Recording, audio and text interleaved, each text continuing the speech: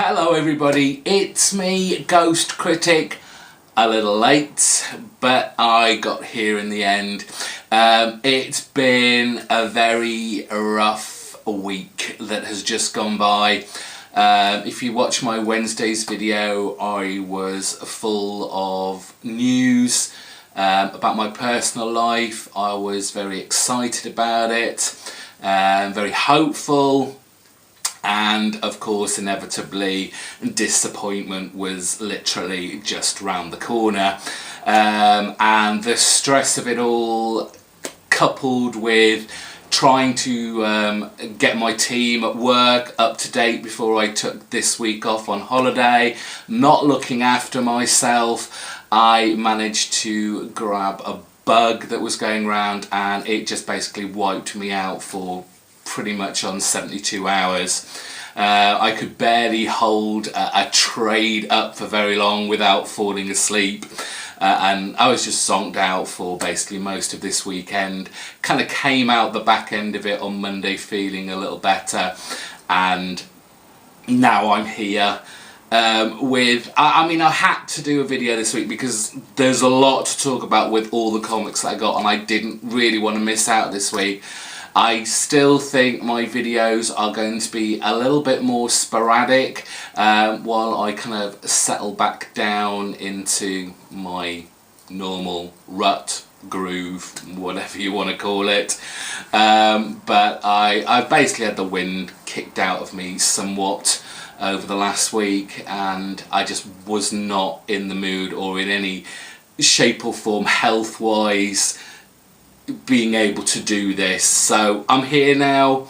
You're gonna get all my thoughts on my comic books. I'm expecting this to be a long video because we've got about 10 or 11 books to talk about.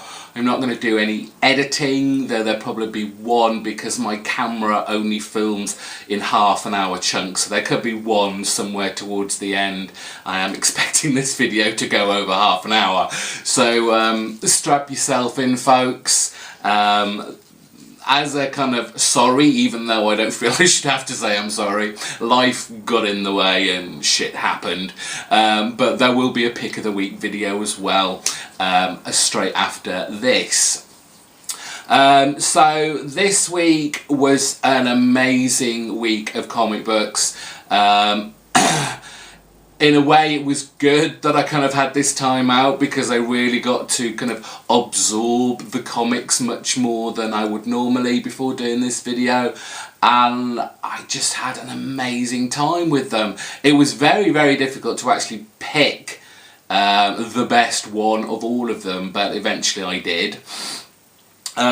So let's just crack on with this. Inevitably, there's going to be stuff that was okay, but not bad, so something's got to be at the bottom of the pile, and this week I'm afraid it was Birthright issue number 7. I said last Wednesday on my pull list video that, well, there was something not right about this book. I was kind of on the fence on whether to continue with this book. That there clearly is better titles being put out by Image at the moment, and I think Birthright is struggling to be seen, to be heard, to be doing something that stands out in the kind of slew of new titles that Image throws at us, and I feel it's very much treading water at the moment. And one of the points I kind of started grasping as I was reading this is that I feel it's suffering from the I'm writing this like a TV script. I want a TV deal. I want this to be turned into a TV program. It has all that kind of formulaic TV serialization ideology about it, and it to me, now that I've said it out loud and I've been thinking about it for a long time, it sticks out like a sore thumb for me. Despite the kind of fantastical nature of it all, there are some obvious kind of drama tropes going on here. The missing son, the perfect family, the missing son, the many years, the recriminations, the family breakdown, the estranged parents, and then suddenly the son appears like a year later. It's now all coming together. I'm like thinking, oh, this really isn't that original a story. Yes, it's wrapped up in this kind of fantasy packaging, which makes it a little bit more different, but there are better fantasy books out there dealing with this kind of stuff, and I just think you gotta try a little bit harder, pack a bit more punch. I mean, I'm not really saying much about the story this issue because there isn't much of a story to say. We have Mikey, the grown Mikey, and his older brother, younger brother, Brennan, walking, I guess it's a kind of dry plain desert type area in America, looking for daggers. Which just happen to be in a kind of petrol station, pit stop, tourist trap kind of deal on their way. What's happening? It's all a bit, I don't know, it's very dull. I'm going to just say it, it's very dull. And I need a little bit more oomph from Birthright. It started off very strong. It was a surprise hit to me. I'd left it alone when it first came out. It looked very kind of unassuming, more kid-friendly than it actually is. Sure, there's the kind of shocking cliffhanger ending here, but I'm still not that excited that I need that I'm gagging for the next issue. So Birthright, although it wasn't a bad issue, I'm still kind of sitting very much on the fence, and it may be that once this particular story arc comes to an end, I stop, and if I feel like it, I might pick the rest up in trade. So that was Birthright. A new issue 1 from Image came out this week. It was called Mythic, and the issue that I had with Mythic was I felt I'd read this already. It reminded me of a great deal of Rumble. I didn't know if anyone saw the kind of comparisons between the two first issues. I know kind of Rumble has been going for about 5 months now. I don't know if this was in the planning at the same time and it just got pushed back because of the similarities, or that this is just purely coincidental, but I felt like I was reading the first issue of Rumble again, just with different characters. We have our store clerk Nate. He kind of fixes phones, very unassuming guy at first, and we have this clearly kind of transient, dodgy looking person coming into the store, who eventually turns out to be a demon. Battle, slash. Nate is a kick-ass demon hunter of sorts, and we get introduced to this Mythic Law Services, which is like a kind of demonic supernatural waste disposal team, so to speak, which Nate just... He doesn't seem fazed by these guys at all.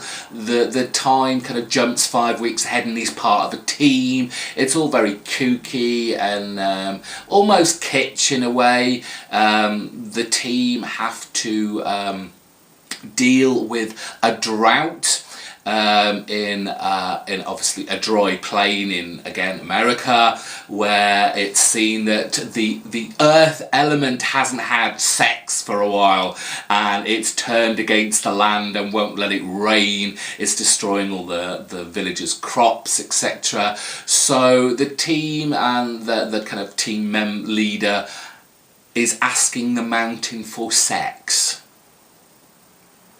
I know. It's it was good in a way. I just kind of, there was nothing there to grab me to want to pick up the next issue, to be fair. Like I said, I felt like I'd already read this before, and they'd kind of thrown in the sex to put a weird kind of twist on it to try and make it stand out more. But this is basically just another kind of demons fighting each other kind of deal, invading our Earth, and people not really knowing about it, and this disposal team. There's some kind of like interesting characters in there that have a bit of banter between each other. The team are obviously a little bit highly strung in some instances. The artwork is very cool. It's very imaginative. There's clearly like lots of detail and imagination put into the characteristics of the demons, but the actual human characters don't seem to be that interesting. There's a little bit of preview black and white art in the back of this for the next issue, which does look actually really cool. It might make me want to pick up the next issue, but I've yet to see any brilliance. I know it's only the first issue, but you know, that first issue has got to grab you, and it just didn't particularly grab me. So that was Mythic issue 1. We move on to, I think it's my only Marvel title this week, I believe so. It's the final issue of Thor, issue number 8. And obviously this is the reveal. Who was our new Thor? A lot of people got it right. Did they get it right for the correct reasons? I don't know. I think it's alright for me at this point, being a week later since this came out, for me to not worry about spoilers. If you haven't read this, please just stop or just wait till I've put this down. But spoilers, Jane Foster. She was the new Thor. And I feel a little bit cheated by this. It's not so much the plot contrivances that you have to kind of swallow with this reveal. Obviously, you know, Jane Foster, she's got cancer. Thor's already visited her in a previous issue. We know, you know, she's clearly very ill. And fighting it, but she won't allow Thor and the Asgardian gods to use their magic to cure her. So you kind of put her out of your mind. But given that she's so ill, you know, I'm all for, suspending my disbelief when I read comics. But this woman has cancer, but she managed to make it onto the moon to actually first pick up the hammer.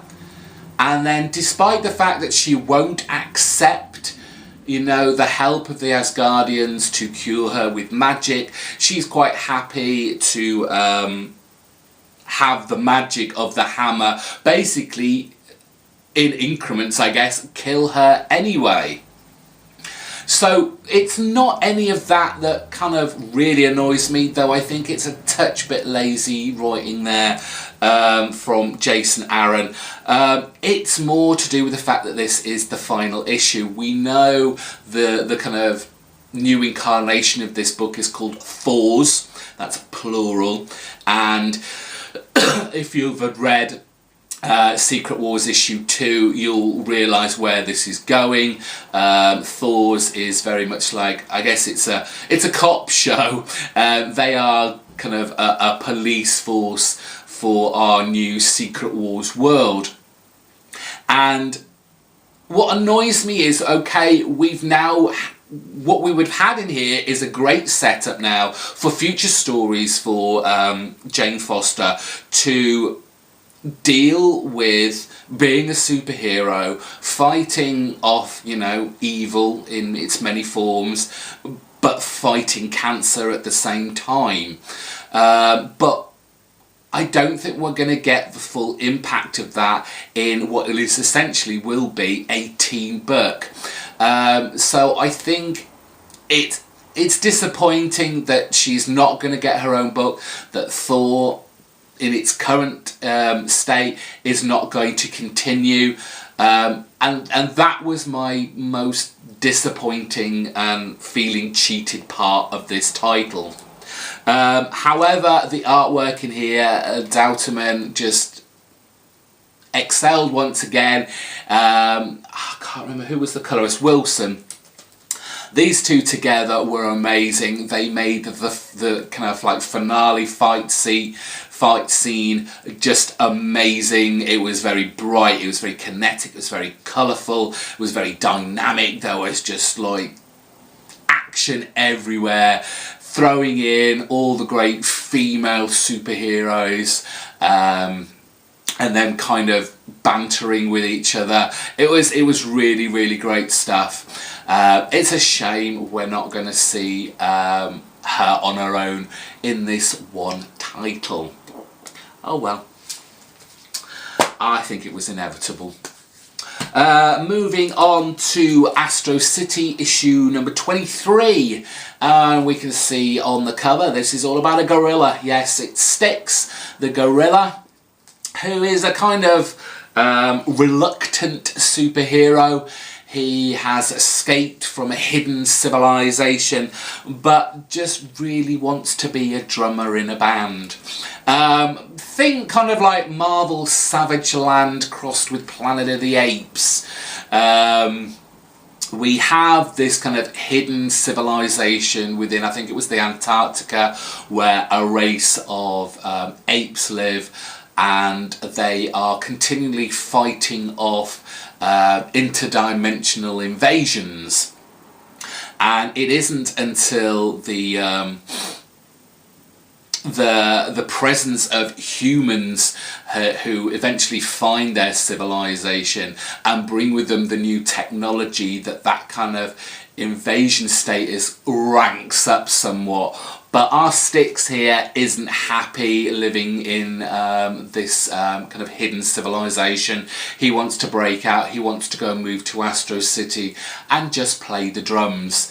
And so we get his attempts at trying to find himself a band to join, which is, you know, hard enough when you're, I don't know, probably a 6-foot gorilla.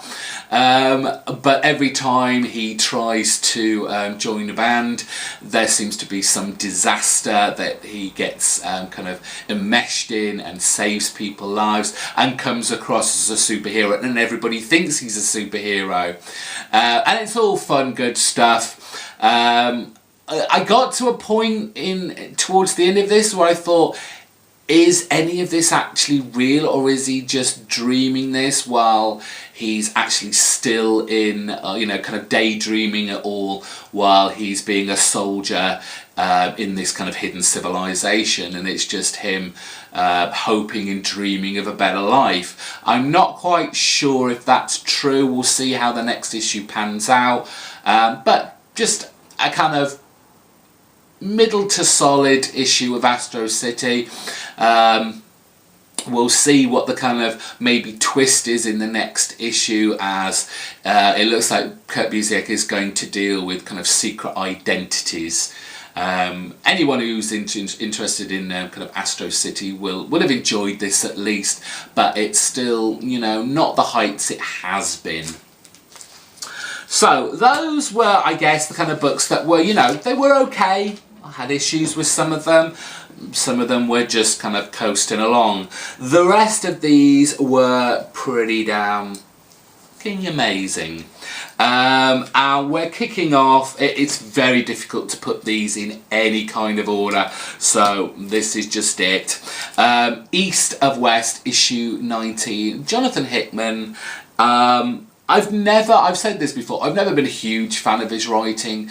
I don't think I've read much in his way of his kind of mainstream books. I tried a couple of his independents and didn't really get anywhere with them, and it wasn't until East of West came along that I really kind of got hooked into his writing, and he does an amazing job in this issue in doing the unexpected, at least for me anyway. I saw this issue going in a completely different direction, however, it didn't.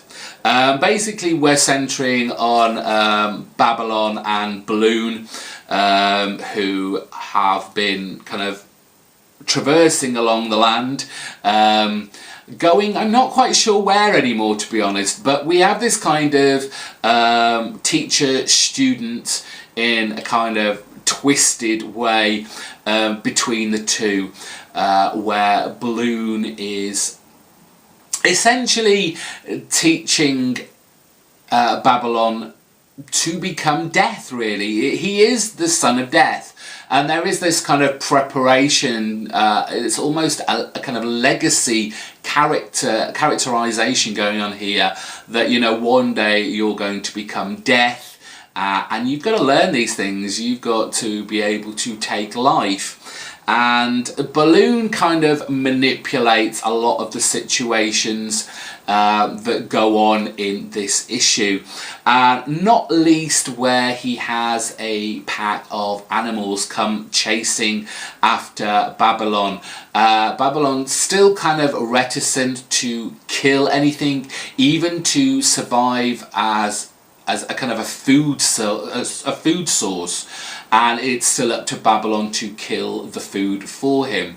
So Babylon creates this scenario unknowingly to Babylon, where they're running away. Babylon tries to the Balloon tries to lift Babylon up into the trees and gets snagged into a branch and becomes disconnected from each other. They are kind of connected by this electronic wiring. Excuse me. And sorry, I just lost my train of thought there. Oh yeah, the kind of cable that's hooking the two between them comes unhooked. Now, Balloon has been manipulating what Babylon can see. We're seeing a lush countryside, very bright, very vibrant, but Balloon is showing him a desolate landscape where there is kind of danger and destruction and decay in every corner. And I did think we were going to kind of get the big reveal that once that connection had gone, that, you know, literally Babylon's eyes will have been opened to what is happening, but it is not the case. And it turns very bloody, it turns very dark, and Babylon takes his first steps to becoming his father, basically. Just amazing stuff, and as always, Dragotta just draws an amazing book once again. One of the outstanding artists over the last couple of years. The place would be a sadder place without him. East of West, just a fantastic book. Okay, sorry about that, had to take a little break to answer the phone, but here we are with Five Ghosts issue number 1. In the sense that it's a special.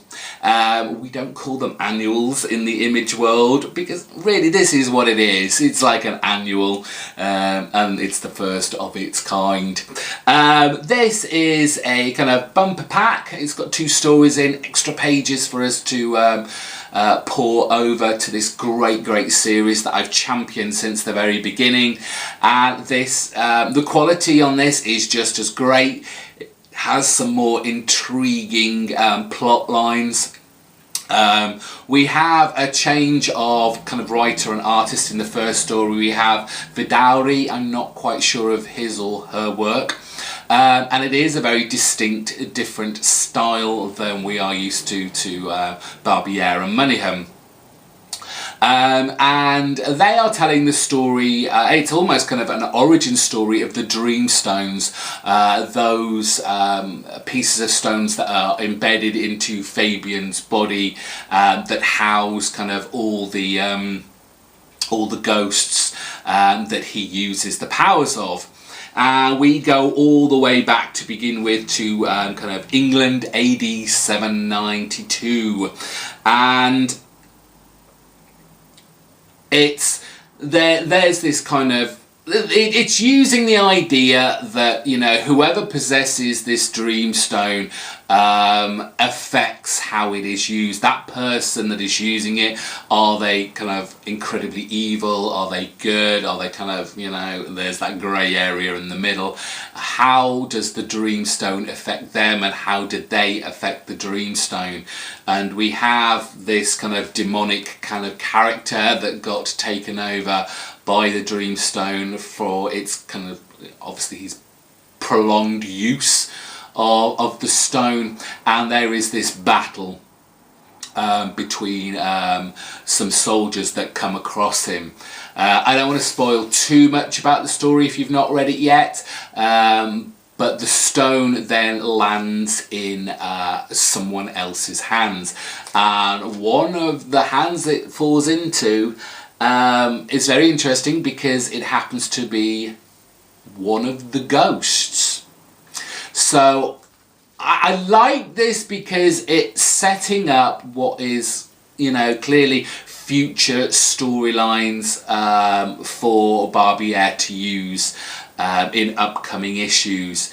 The idea that, I guess, the souls of these kind of literary ghosts that we know are being embedded into the dreamstone, maybe to kind of level things out somewhat, instead of it being purely kind of a demonic force, because we've got kind of a Dracula type character in there, but you know, you've got the kind of level-headed Sherlock, you've got you know, the skills of an archer in there, and the kind of Robin Hood type character. So that was all good fun stuff. The second story is slightly shorter, but no less interesting, with Fabian doing his adventure thing as he tries to break into this great big mansion. We kind of get the impression to begin with that he's being lured into a trap. Only the trap is already known, and Fabian hasn't come for what they've lured him in to entrap him with. It's so much good fun. It's a lot. It's not Manningham doing the artwork, but it's much closer to his style.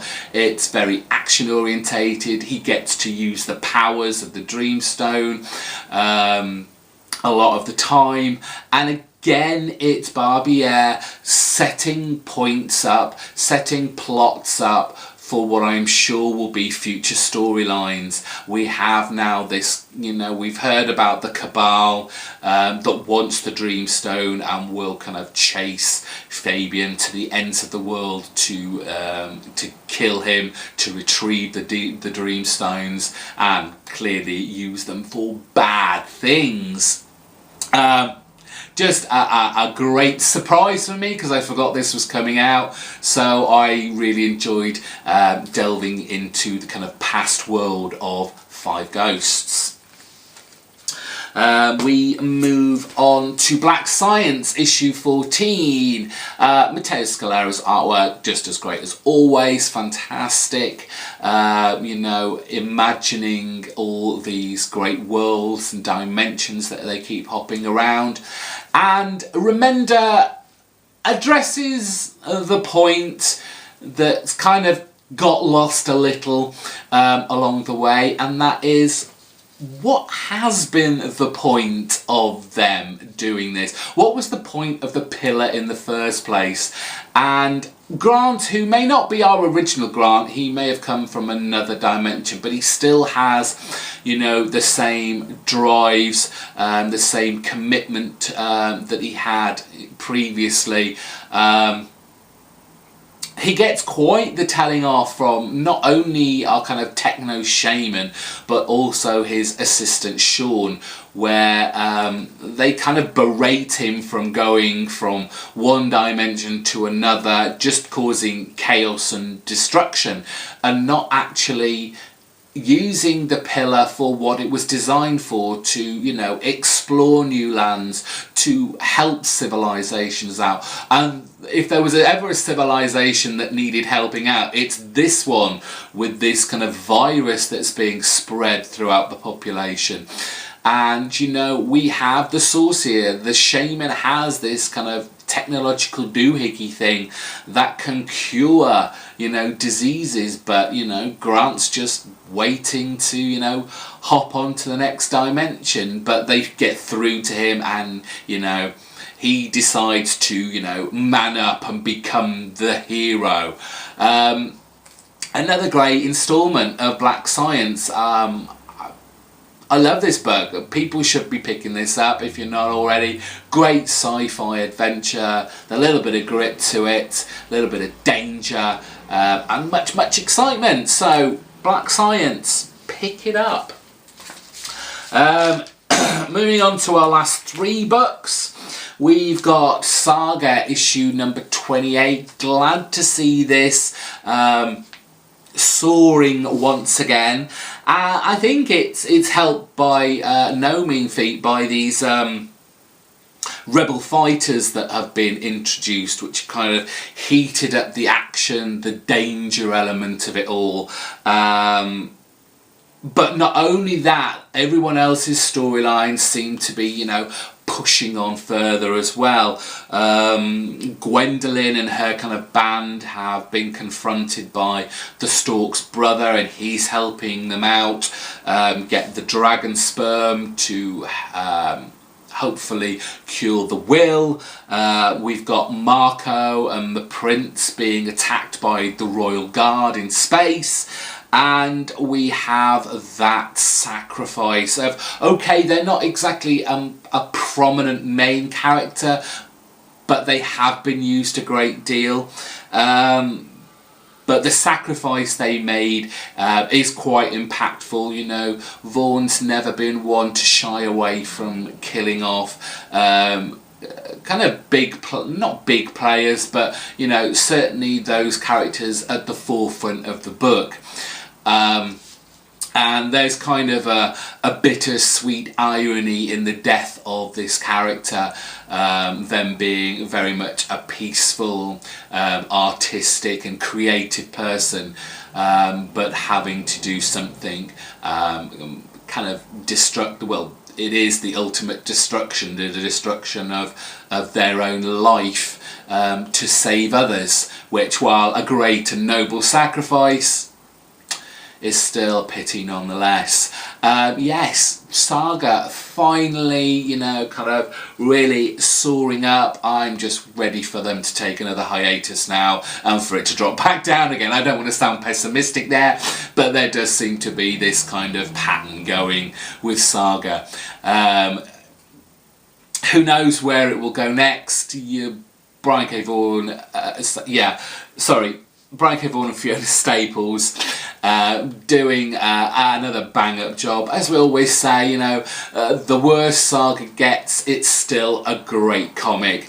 But when it does the business, it does the business. Moving on to Matt Fraction and Christian Ward's Odyssey.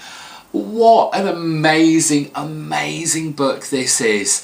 I am loving this. It could have been my pick of the week. However, it wasn't, as you can tell. And the thing about this book is, in the past issues, I've always kind of focused on Christian Ward's artwork, which is amazing. Certainly did not disappoint in this book. We have kind of more of the trippy sci-fi psychedelia artistry of Christian Ward, which is just amazing. It literally just smacks you in the face and you can't tear yourself away from it. It's gorgeous stuff. And I kind of feel I forget to talk about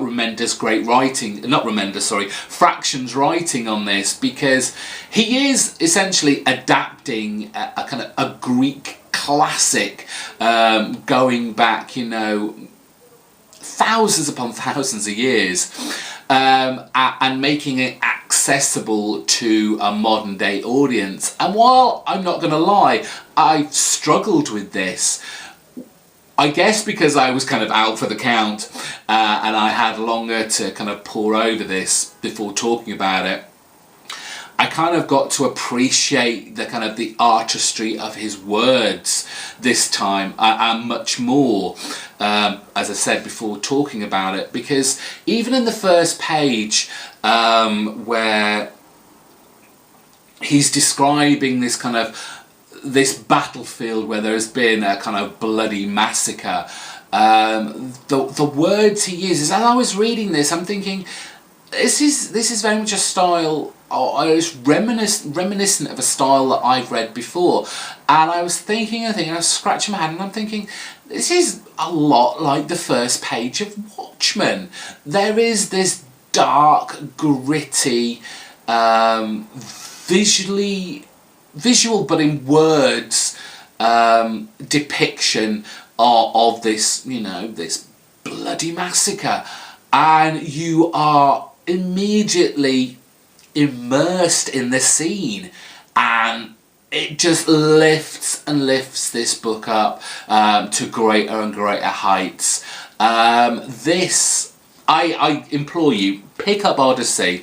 I'm not going to say it's an easy read. This takes some, it does. You need to sit down and concentrate on this, but you will get the benefit from it, and you will reap the rewards. Just a fantastic book. We have ody-c landing on a new planet and meeting up with this kind of somewhat sketchy guy.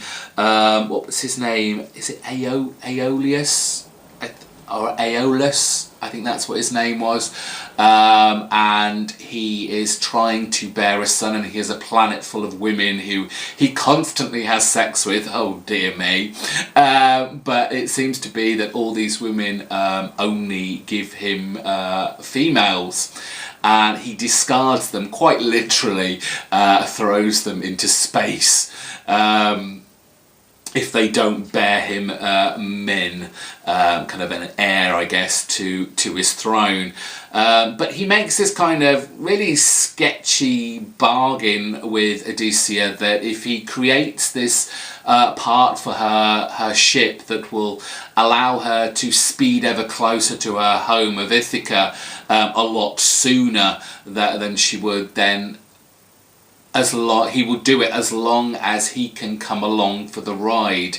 But ody-c, she's thought about this, she's not happy, and you know, through a little bit of subtlety and kind of double crossing, she escapes, not only with the part in the ship intact, but she only had to leave a few of her army behind. To kind of distract our Aeolus. It's just a fantastic comic. Please go find Odyssey.